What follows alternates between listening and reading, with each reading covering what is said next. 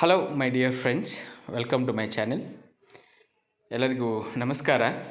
ಈ ಒಂದು ವಿಡಿಯೋದಲ್ಲಿ ನಾವು ಡಿಸ್ಕಸ್ ಮಾಡಲಿಕ್ಕೆ ಹೊರಟಿರ್ತಕ್ಕಂಥ ಒಂದು ವಿಷಯ ಏನಪ್ಪ ಅಂತಂದರೆ, ಒಳ ಮೀಸಲಾತಿಗೆ ಸಂಬಂಧಿಸಿದಂತೆ ಒಂದು ಪ್ರಮುಖವಾದಂಥ ಮಾಹಿತಿ ಒಂದು ವಿಜಯವಾಣಿಯಲ್ಲಿ ಪ್ರಕಟಗೊಂಡಿರ್ತಕ್ಕಂಥದ್ದು. ಅದನ್ನು ನಿಮ್ಮ ಜೊತೆ ಹಂಚಿಕೊಳ್ಳುವಂಥ ಒಂದು ಉದ್ದೇಶದಿಂದ ಈ ವಿಡಿಯೋವನ್ನು ಮಾಡ್ತಾಯಿದ್ದೀನಿ. ಓಕೆ, ಆ ಒಂದು ವಿಶೇಷತೆ ಏನಪ್ಪ ಅಂತಂದರೆ, ಒಳ ಮೀಸಲಾತಿಗೆ ಷರತ್ತಿನ ಸಮ್ಮತಿ. ಎಸ್ ಸಿ ಮೀಸಲಾತಿ ಪ್ರಮಾಣ 17% ಪ್ರಕಾರವೇ ವರ್ಗೀಕರಣವಾಗಿದೆ. ನೇಮಕಾತಿಗಳಿಗೆ ತಡೆ ಕಾರಣ ಒಡ್ಡಿ ಹೆಜ್ಜೆ ಹಿಂದಿಡುವುದಕ್ಕೆ ದಲಿತ ಸಮುದಾಯಗಳ ಸಚಿವರು ತೀವ್ರವಾಗಿ ಆಕ್ಷೇಪಿಸಿದ್ದಾರೆ ಎಂದು ಹೇಳಲಾಗಿದೆ. ಈ ಜನಸಂಖ್ಯೆಗೆ ಹೋಲಿಸಿದರೆ ಗ್ರೂಪ್ ಎ ಬಿಗೆ ತಲಾ 6% ಮತ್ತು ಗ್ರೂಪ್ ಸಿ 5% ಹಂಚಿಕೆ ಕಡಿಮೆ ಎಂದು ಆಯಾ ಸಮುದಾಯಗಳು ತಗಾದೆ ತೆಗೆದಿವೆ. 17% ಬದಲಿಗೆ 15%ರಂತೆ ಮೀಸಲು ವರ್ಗೀಕರಿಸಿದರೆ ಪರಿಸ್ಥಿತಿ ಅಗ್ನಿಕುಂಡವಾಗಲಿದೆ. ಸಿಎಂ ಸಿದ್ದರಾಮಯ್ಯ ಸಮಕ್ಷಮ 6ರಂದು ಕೈಗೊಂಡ ನಿರ್ಧಾರಕ್ಕೆ ಬದ್ಧವಾಗಿರಬೇಕು.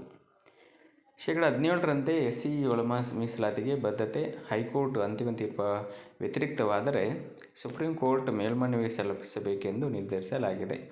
ಕರಡು ಮಸೂದೆ ಸಿದ್ಧ.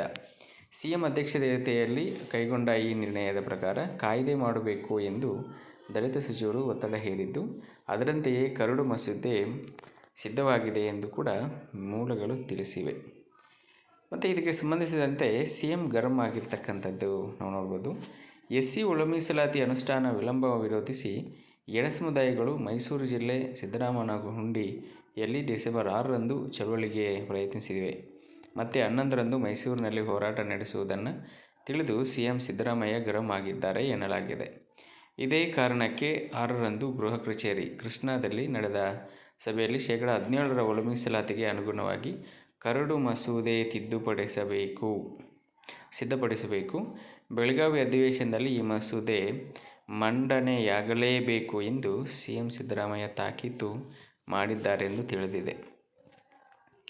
ಅಂದರೆ ಮೊನ್ನೆ ತಾನೇ ನಡೆದಿರ್ತಕ್ಕಂತಹ ಒಂದು ಒಳ ಮೀಸಲಾತಿಗೆ ಜನಗಣತಿ ಸೆನ್ಸಸ್ ಏನು ನಡೆದಿತ್ತು, ಓಕೆ, ಅದರ ಪ್ರಕಾರನೇ ಎಸ್ ಸಿ ಸಮುದಾಯಕ್ಕೆ 17% ಅದರ ಪ್ರಕಾರನೇ ವರ್ಗೀಕರಣವಾಗಿದೆ ಅಂಥೇಳ್ಬಿಟ್ಟು. ಇನ್ನು ಕೆಲವು ಸಮುದಾಯಗಳು ಇದಕ್ಕೆ ಆಕ್ಷೇಪವನ್ನು ವ್ಯಕ್ತಪಡಿಸಿರ್ತಕ್ಕಂಥದ್ದು, ಹಾಗೆ ಇನ್ನು ಕೆಲವು ಸಮುದಾಯಗಳು ಅದಕ್ಕೆ ಸಮ್ಮತಿಯನ್ನು ನೀಡ್ತಾ ಇರ್ತಕ್ಕಂಥದ್ದು ಇದೇ ನಡೆದಿರ್ತಕ್ಕಂಥದ್ದು. ಇದನ್ನು ಕಂಡು ಸಿಎಂ ಸಿದ್ದರಾಮಯ್ಯ ಸರ್ ಕೂಡ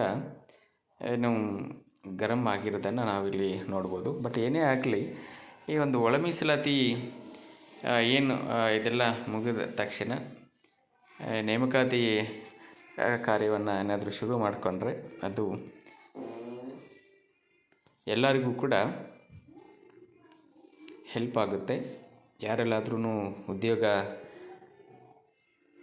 ಆಕಾಂಕ್ಷಿಗಳಿದ್ದಾರೆ ಅವ್ರಿಗೆಲ್ಲರೂ ಕೂಡ ಕನಸನ್ನು ನನಸು ಮಾಡಿಕೊಳ್ಳೋದಕ್ಕೆ ಒಂದು ಅವಕಾಶ ಆಗುತ್ತೆ ಅಂತೇಳ್ಬಿಟ್ಟು ಹೇಳ್ತಾ ಈ ವಿಡಿಯೋನ ಮುಗಿಸ್ತಾ ಇದ್ದೀನಿ.